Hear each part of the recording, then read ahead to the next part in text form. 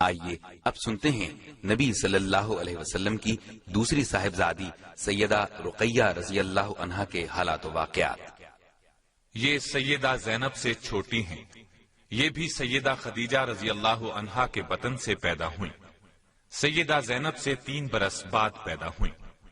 ان کی پیدائش کے وقت نبی کریم صلی اللہ علیہ وسلم کی عمر مبارک قریباً 33 سال تھی، گویا یہ اعلان نبوت سے قریباً 7 سال پہلے پیدا ہوئیں۔ انہوں نے بھی نبی اکرم صلی اللہ علیہ وسلم کی نگرانی میں تربیت پائی۔ اپنی والدہ محترمہ سیدہ خدیجہ الکبریٰ رضی اللہ عنہا کے ساتھ ہی ایمان لے آئیں۔ اسلام سے پہلے رسول اللہ صلی اللہ علیہ وسلم نے ان کا نکاح اپنے چچا ابو لہب کے بیٹے عتبہ سے کر دیا تھا۔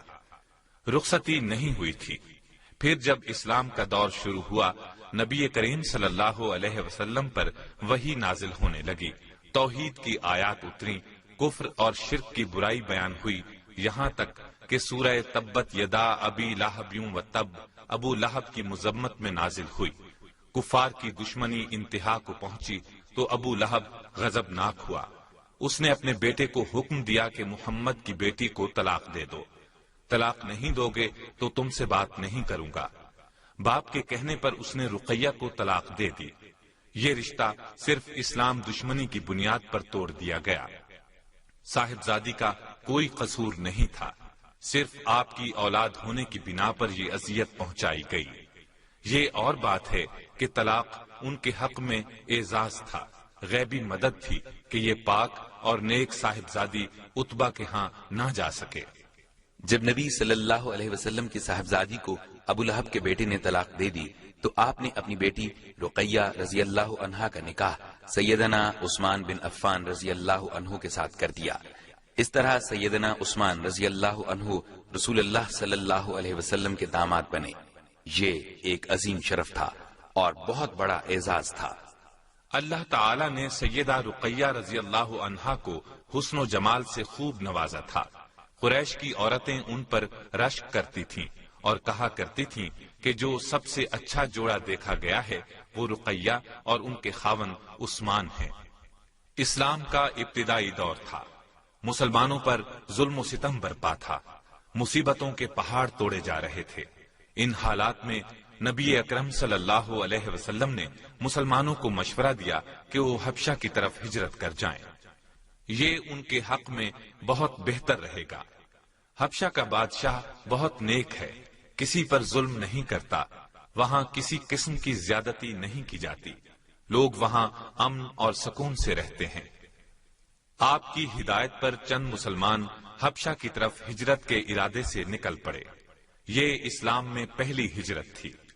اللہ تعالیٰ نے قرآن کریم میں مہاجرین کی فضیلت ان الفاظ میں بیان فرمائی ہے: والذین هاجروا فی اللہ من بعد ما ظلموا لنبوئنہم فی الدنیا حسنہ وَلَأَجْرُ الْآخِرَةِ أَكْبَرُ لَوْ كَانُوا يَعْلَمُونَ۔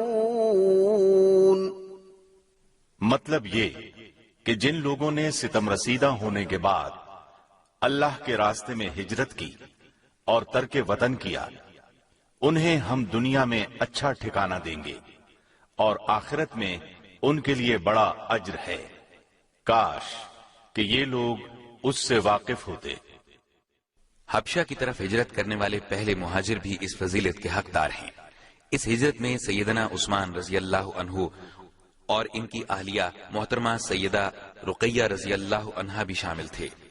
اللہ کے راستے میں ہجرت کرنے والا یہ پہلا قافلہ نبوت کے 5ویں سال حبشہ کی طرف روانہ ہوا۔ ان ہجرت کرنے والوں کی خیریت ایک مدت تک معلوم نہ ہو سکی۔ نبی صلی اللہ علیہ وسلم اس سلسلے میں پریشان تھے۔ آخر قریش کی ایک عورت حبشہ سے مکہ پہنچی۔ آپ نے اس سے ہجرت کرنے والوں کے حالات معلوم کیے۔ اس نے بتایا کہ وہ سب خیریت سے ہیں اور یہ کہ اس نے سیدنا عثمان اور سیدہ رقیہ کو دیکھا ہے۔ عثمان اپنی بیوی کو سواری پر سوار کیے کہیں لے جا رہے تھے۔ خود سواری کو پیچھے سے چلا رہے تھے۔ یہ سن کر آپ نے یہ دعا فرمائی، اللہ تعالیٰ ان دونوں کا حامی اور ساتھی ہو۔ سیدنا عثمان رضی اللہ عنہ لوط علیہ السلام کے بعد پہلے شخص ہیں جنہوں نے اپنے اہل و عیال کے ساتھ ہجرت کی۔ ان مہاجرین نے حبشہ میں ایک مدت گزارنے کے بعد پھر مکہ کا رخ کیا۔ اس دوران میں نبی اکرم صلی اللہ علیہ وسلم مکے سے ہجرت کر کے مدینے تشریف لے جا چکے تھے۔ چنانچہ سیدنا عثمان رضی اللہ عنہ بھی سیدہ رقیہ رضی اللہ عنہا کے ساتھ مدینے ہجرت کر گئے، اور یہ ان کی دوسری ہجرت تھی۔ اس طرح آپ دونوں کو 2 بار ہجرت کا شرف حاصل ہوا۔ حبشہ میں عثمان رضی اللہ عنہ کے ہاں ایک بیٹا پیدا ہوا، اس کا نام عبداللہ رکھا گیا۔ اسی کے نام کی نسبت سے عثمان رضی اللہ عنہ کی کنیت ابو عبداللہ تھی۔ اپنے والدین کے ساتھ یہ نواسہ رسول مدینے پہنچے۔ ان کی عمر 6 سال ہوئی تو ایک مرغ نے ان کی آنکھ میں چونچ مار دی، آنکھ زخمی ہو گئی، زخم ٹھیک نہ ہو سکا اور اسی حالت میں 6 ہجری میں انتقال کر گئے۔ انا للہ و انا الیہ راجعون۔ ان کے بعد سیدہ رقیہ کے ہاں اور کوئی اولاد نہ ہوئی۔ عبداللہ کی وفات پر نبی کریم صلی اللہ علیہ وسلم بہت غمگین ہوئے۔ عبداللہ کو گود میں اٹھایا تو آنکھوں سے آنسو جاری ہو گئے۔ خود نماز جنازہ پڑھائی، دفن کرنے کے لیے آپ خود قبر میں اترے۔ نبی اکرم صلی اللہ علیہ وسلم کی ایک خادمہ تھی، ان کا نام ام عیاش تھا۔ آپ کی خدمت میں لگی رہتی تھیں، گھریلو کام کرتی تھیں، آپ کے لیے وضو کا پانی تیار کرتی تھیں۔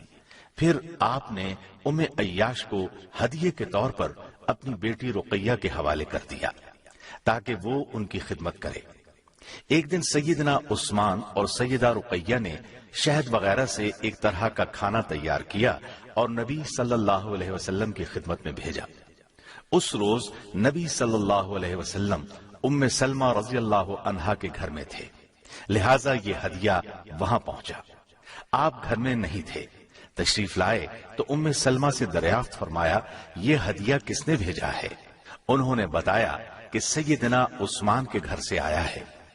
آپ نے یہ سن کر دونوں ہاتھ اٹھائے اور دعا فرمائی، اے اللہ، عثمان تجھے راضی کرنا چاہتا ہے، تو بھی عثمان سے راضی ہو جا۔ 2 ہجری میں غزوہ بدر پیش آیا۔ انہی دنوں سیدہ رقیہ بیمار ہو گئیں۔ صحابہ کرام لڑائی کی تیاری کر رہے تھے۔ ایسے میں نبی صلی اللہ علیہ وسلم نے سیدنا عثمان سے ارشاد فرمایا، اے عثمان، رقیہ بیمار ہیں، اس لیے آپ مدینے ہی میں ٹھہریں، ان کی تیمارداری کریں۔ آپ نے اپنے خادم اسامہ بن زید رضی اللہ عنہ کو بھی ان کے ساتھ ٹھہرنے کی ہدایت فرمائی۔